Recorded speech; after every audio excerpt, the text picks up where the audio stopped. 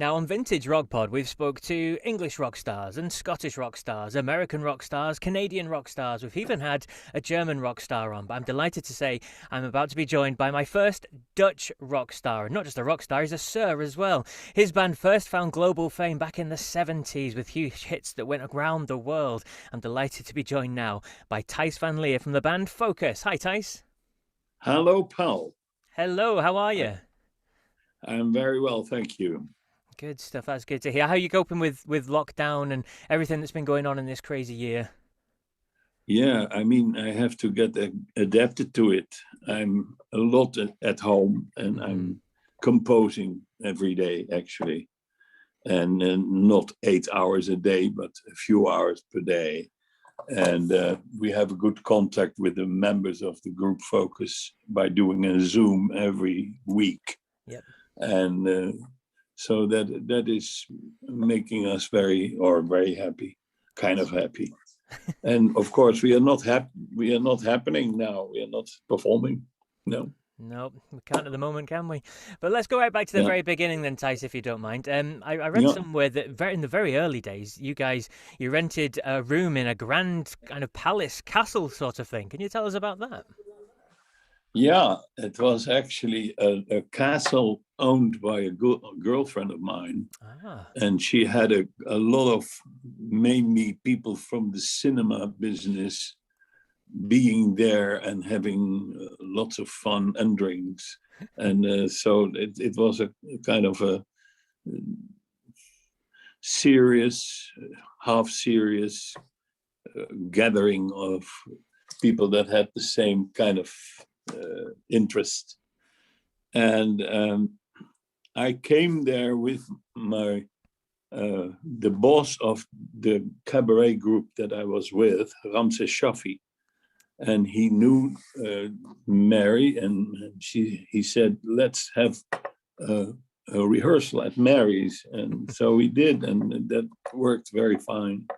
We had a lot of fun and a lot of talks. And then years later, I remember that, and I said to Group Focus, let's ask if we can have a rehearsal there.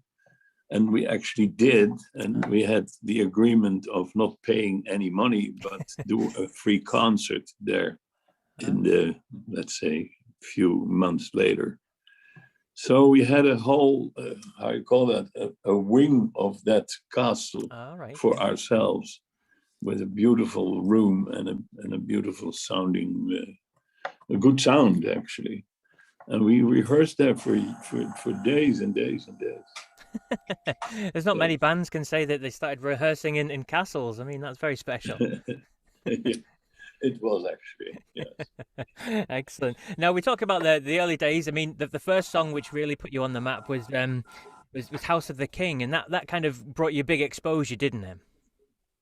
Yeah, in Holland and in the Flemish part of Belgium, yes. But in England, for instance, it didn't become a big hit. Okay. Maybe there was some play on the radio, but it was not the big thing. The big thing was actually Hocus Pocus, the second single.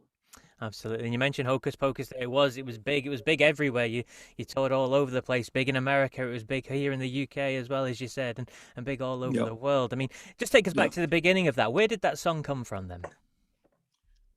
It actually started with the guitarist, Jan Akkerman. He started to play and it was sounding great. I mean, one of the best licks ever, I think, in rock and roll history.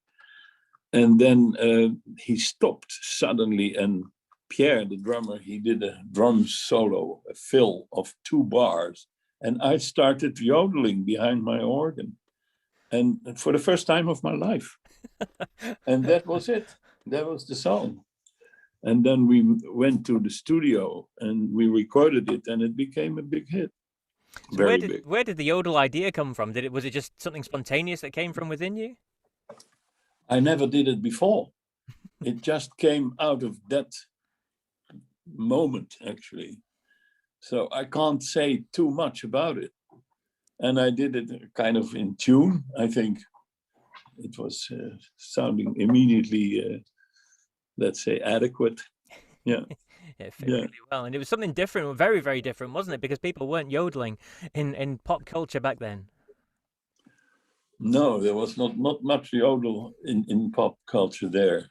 I think there was a girl in Holland who did it, and there was the girl, she was called Ima Sumak, you know her? No. She did a bit of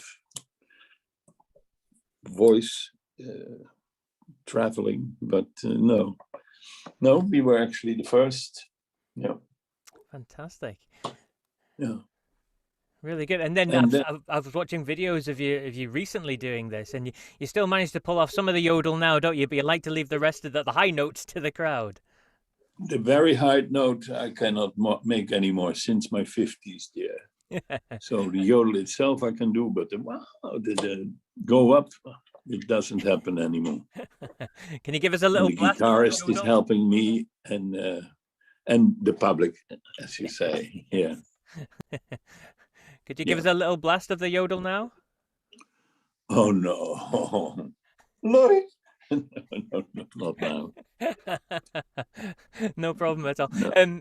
So when that song broke big and you got to travel the world and play, I mean, what was it like as a Dutch band going across to America and performing over there on their TV shows and things like that? How did that feel?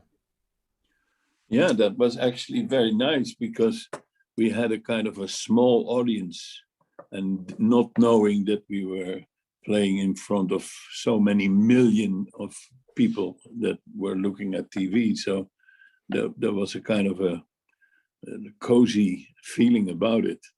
So we were not aware of the many millions that looked at us.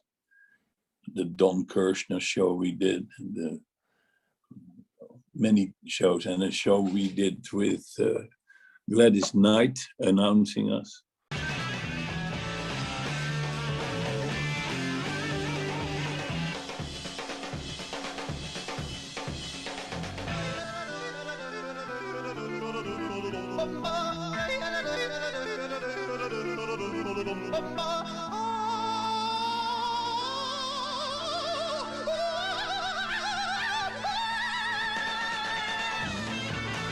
I think it was about 10 years ago or so for the World Cup, when Hocus Pocus was used by huge company Nike on their adverts. I mean, did you know they were going to do that in advance? Did you realize that was going to happen?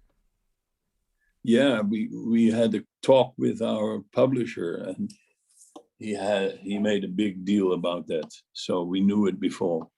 Fantastic. It was for a very big name like Nike. Yes. And beautiful film, by the way, done by a Brazilian cinematograph, and a fantastic film with all of very famous football players. Yes. Playing it. Yeah.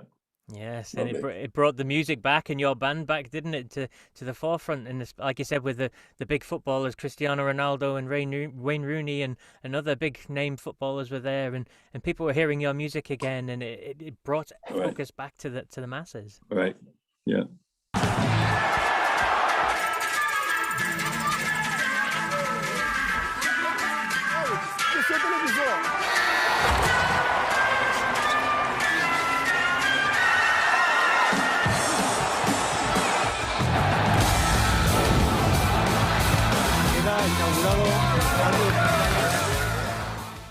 Good stuff. And then in terms of the Focus Part 1 then, I mean, you lasted for about 10 years or so until the band broke up originally. And now you're back. You've been back for a number of years, and you've released many albums since then. And you were telling me before we started recording as well about the lineup. It's kind of the new and the old, isn't it? Yeah, 50-50. I'm part of the old gang with Pierre van der Linden, the drummer, and the guitarist Menno Gootjes, and the bass guitarist Udo Pannekate. And they are one generation younger. Yep. They are 40 years. And the drummer and I, we are 70 years old, older than 70.